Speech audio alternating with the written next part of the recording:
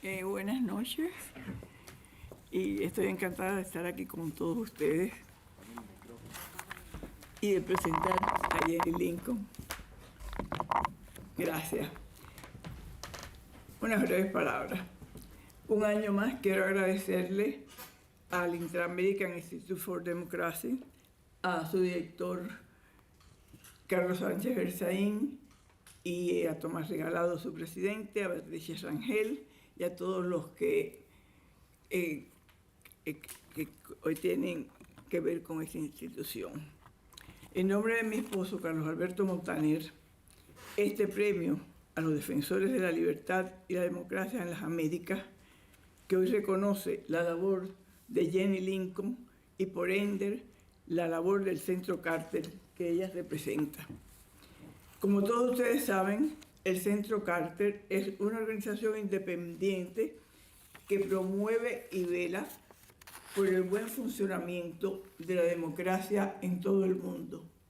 En específico, el pasado 28 de junio, Jennie y otros observadores internacionales siguieron sobre el terreno las elecciones presidenciales en Venezuela, donde a pesar del triunfo del candidato opositor, según las actas, Edmundo González obtuvo el 60% de los votos y el gobierno de Nicolás Maduro el 30%. Aún así, este se declaró victorioso, contraviniendo todos los principios básicos de un proceso electoral transparente.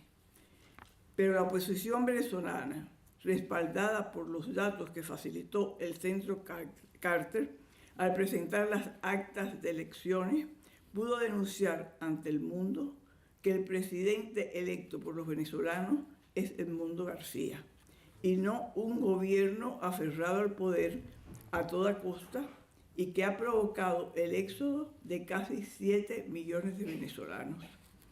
En este momento, Jennie Lincoln afirmó: el gobierno de Venezuela, los partidos políticos de oposición y todos los testigos y observadores en los 30.026 recintos de votación conocen los verdaderos resultados de las elecciones del 28 de julio.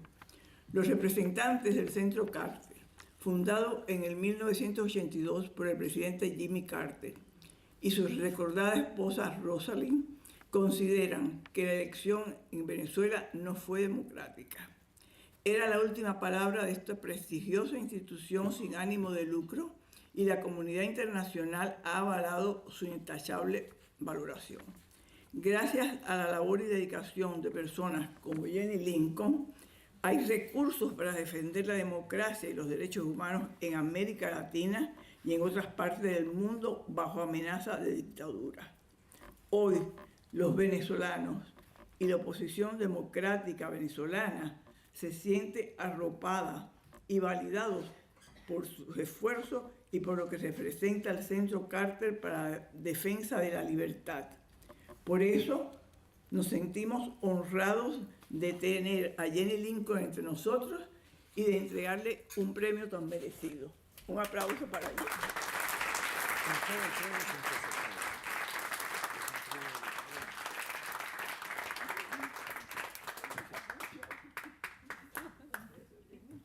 Muchas gracias por todo lo que muy agradecido. Yo me retiro.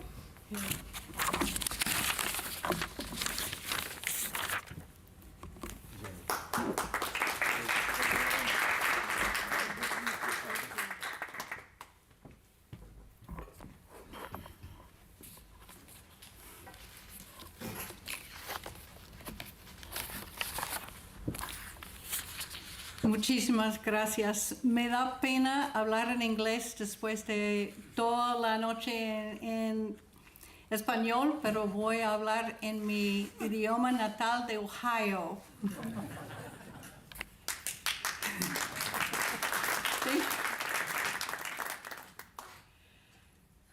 I am so grateful for this evening for several reasons.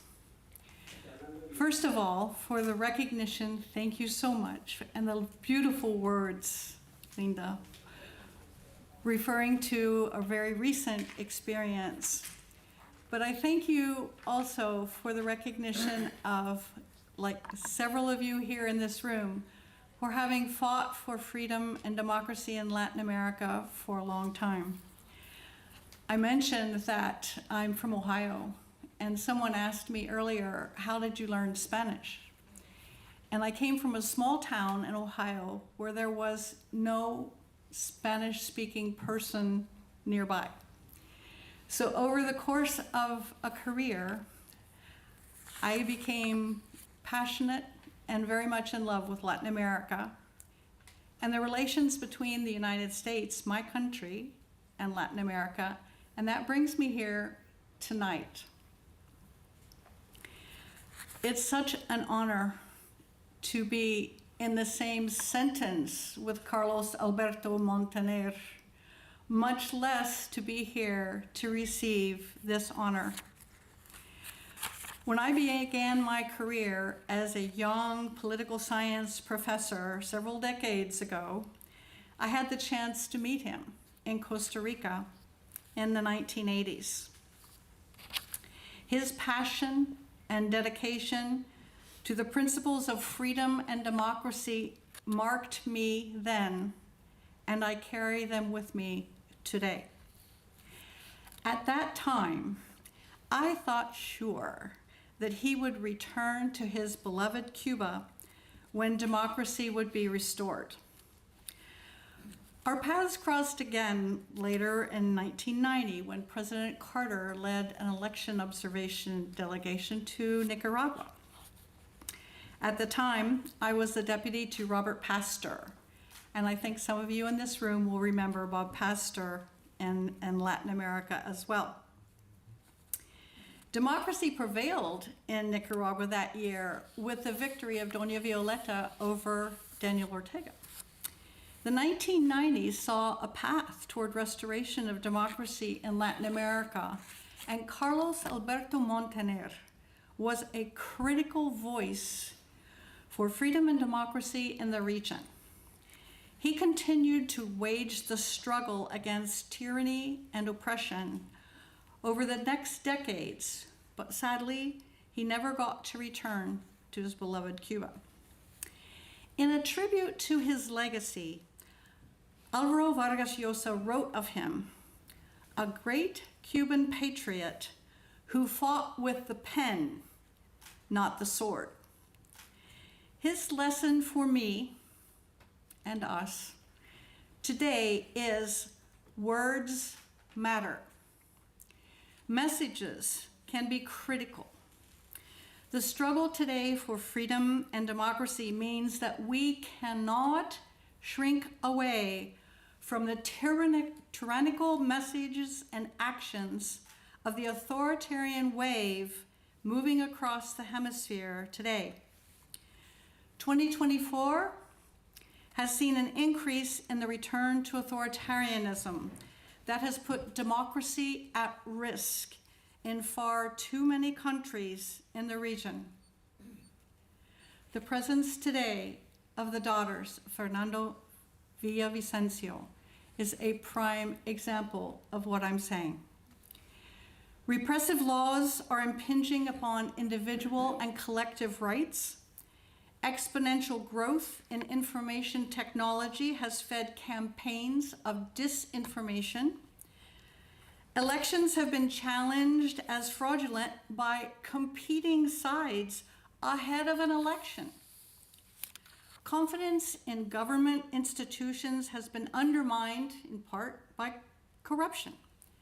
The distrust in governments, coupled with the economic challenges of the day, have moved people to seek answers from authoritarian voices instead of democratic ones.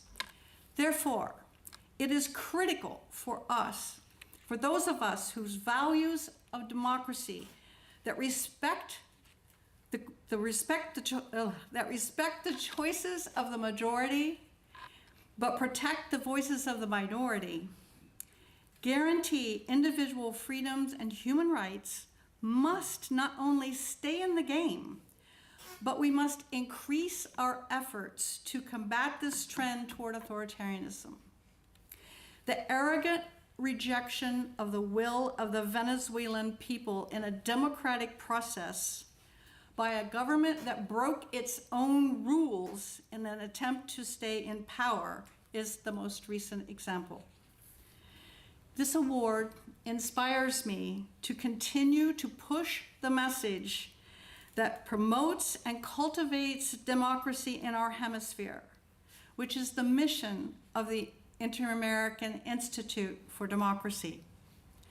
We must fight those who deny that truth.